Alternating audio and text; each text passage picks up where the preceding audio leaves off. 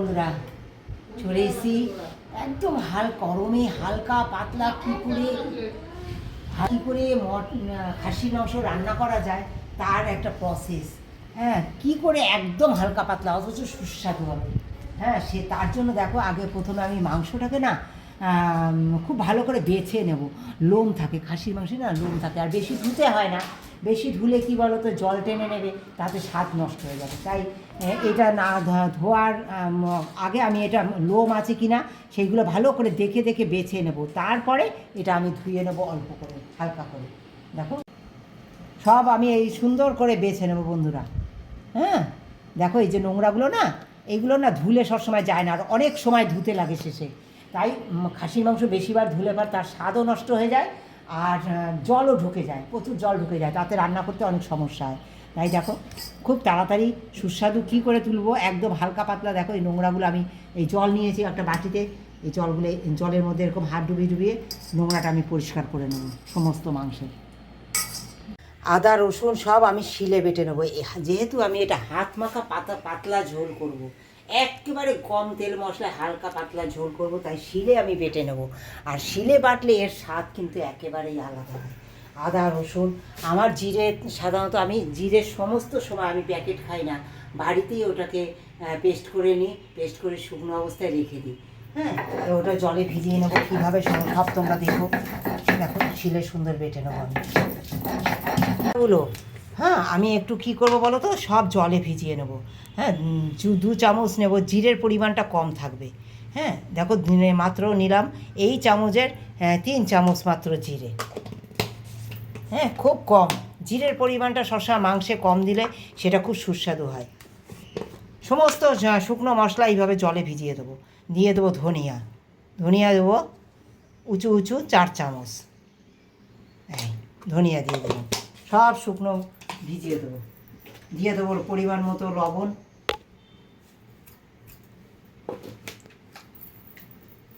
দিয়ে দেবো হলুদ, 1.5 চামচ হলুদ দিলাম, শুকনো লঙ্কার গুঁড়ো,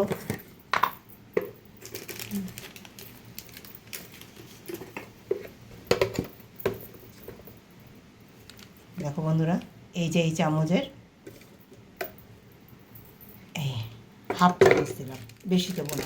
যেহেতু আমি দেবো আমি গোলমরিচের ঝাল, যেহেতু মটন, এতে গোলমরিচের ঝালটা অবশ্যই দেবে। যেমন সুস্বাদু হবে, স্বাস্থ্যের জন্য ভালো হবে, কারণ গোলমরিচটা আমাদের কী করে, ফ্যাটটাকে নষ্ট করে।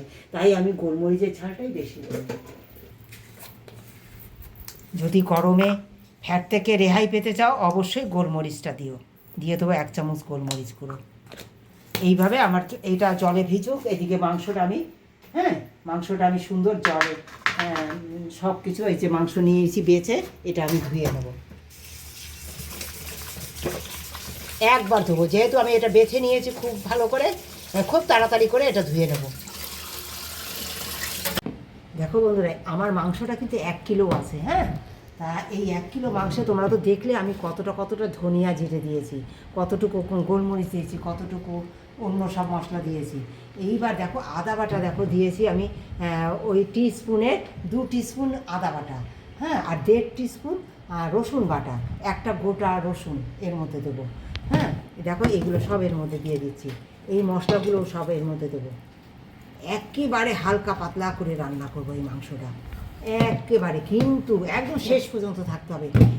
এর রান্নার মহত্ব হবে শেষে এমনকি একটা ফোড়ন দেবো, যেটা একেবারে তরকারি যে হালকা পাতলা রান্না করেছি এ একেবারে স্বাদে গন্ধে অতুলনীয় হয়ে উঠবে। হ্যাঁ, দিয়ে দেবো দেখো দই। হ্যাঁ, 4 চামচ টিস্পুনের 4 টিস্পুন দই, টক দই দিলাম। আর দেখো এই সাইজের 4টে পেঁয়াজ দিয়েছি, যেহেতু 1 কেজি মাংস তাই 4টে পেঁয়াজ দিলাম। দিয়ে সুন্দর করে আমি এটা মাখিয়ে নেবো বন্ধুরা, খুব ভালো করে মাখিয়ে নেব।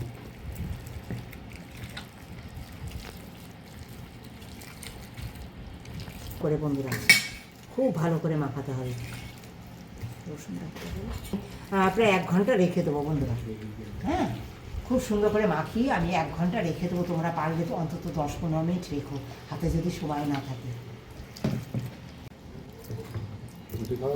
দেখো বন্ধুরা দিয়ে দেবো সর্ষে তেল।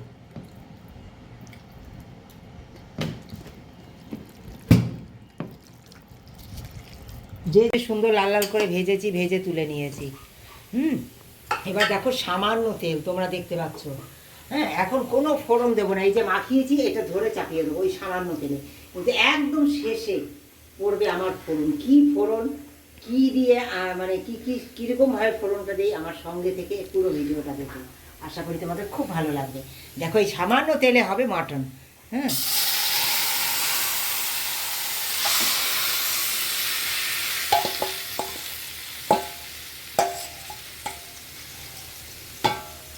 কীভাবে সামান্য তেলে মাটন করা যায় সুস্বাদু, সেটা আমার সঙ্গে পুরো ভিডিওটার সঙ্গে থাকলে তোমরা অবশ্যই বুঝতে পারবে। একদম কম তেলে আমি কি করে রান্না করি। আর সুন্দর করে আমি এই দেখো প্রথমে কিন্তু খুব জোর আঁচে দিয়ে দেবো। হ্যাঁ, 2 মিনিট খুব ফুল স্পিডে আমি ফুল জোরে দেওয়া থাকবে গ্যাসটা। হ্যাঁ, যে জলটা আছে সেই জলটা একদম পুরো মানে ভরে না যায়, তার জন্য আমি সমস্ত মাংসগুলো যাতে একসঙ্গে গরম হয়ে ওঠে। কোনোটা নিচে, কেন সিমে থাকলে কি হয় বলো তো, কোনো নিচের যেগুলো থাকে সেইগুলো গরম হয়, আর ফুল জোরে আগুন দিলে পরে সব জায়গায় একরকম গরম হবে, তাতে মাংসের স্বাদটা দারুণ হয় আর সমস্ত মাংসগুলো একসঙ্গে সুন্দর গলবে।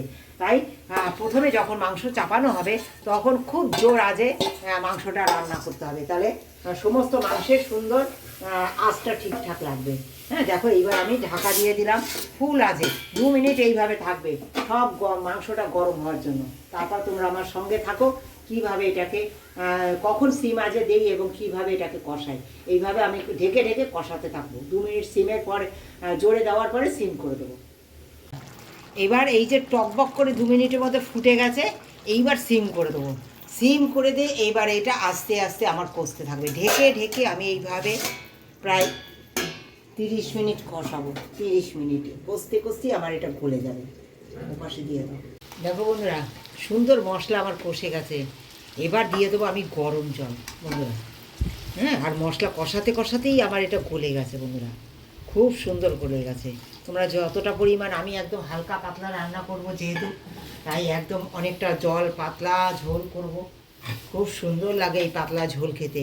দিয়ে দেবো সমস্ত ভেজে রাখা আলুগুলো।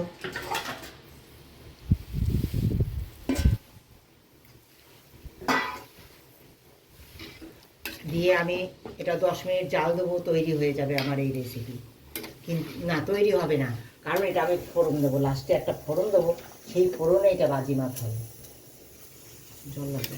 দেখো বন্ধুরা, সামান্য তেল দিয়েছি, তেলটা গরম করে নিয়েছি, দিয়ে দেবো একটু ঘি ওর মধ্যে। তোমরা পুরোটাই ঘিয়ে করতে পারো, কিন্তু খুব গরম তো, তাই আমি পুরোটা ঘি দিলাম না, সামান্য ঘি দিলাম। ঘিটা গরম হোক। এই যে ঘি দেবো, ঘিয়ের উপরে যে ফোড়নটা পড়বে তাতেই হবে সুস্বাদু। আর গামলায় দেখো আমি তরকারিটা মাংসটা নামিয়ে নিয়েছি, খুব সুন্দর গলে গেছে। হ্যাঁ, খুব সুন্দর গলে গেছে। এই অবস্থায় আমি এতে খানিকটা শাহি গরম মশলা আমি দিয়ে দেবো। হ্যাঁ, শাহি গরম মশলা দিয়ে দিলাম। এবার দেখো সুন্দর আমার এটা গরম হয়ে গেছে। ঘিটা সিম করে দিয়েছি, আঁচ দিয়ে দেবো সাজিরে। হ্যাঁ, এই যে সাজিরেটা দেওয়ার সময় খুব তাড়াতাড়ি পুড়ে যায় বন্ধুরা, খুব সিম আঁচ করতে হবে বন্ধুরা, একদম সিম আঁচ। হ্যাঁ, আর খুব জোর করে এরকম নাড়াতে হবে যেন পুড়ে না যায়। এরকম করে নাড়িয়ে দিতে হবে, নাড়িয়ে সাইডে দিয়ে দিতে হবে, নাড়িয়ে সাইডে দিয়ে দিতে হবে অবশ্যই, যেন তেলের মধ্যে সেরকম না থাকে। হ্যাঁ, খুব সুন্দর গন্ধ বেরিয়ে গেছে। হ্যাঁ, যেই গন্ধ বেরিয়ে যাবে সঙ্গে সঙ্গে এরকম সাইডে দিয়ে দিতে হবে, যেন তেলের মধ্যে না থাকে। সুন্দর গন্ধ বেরিয়ে গেছে। এইবার দিয়ে দেবো এই মাংস এর মধ্যে।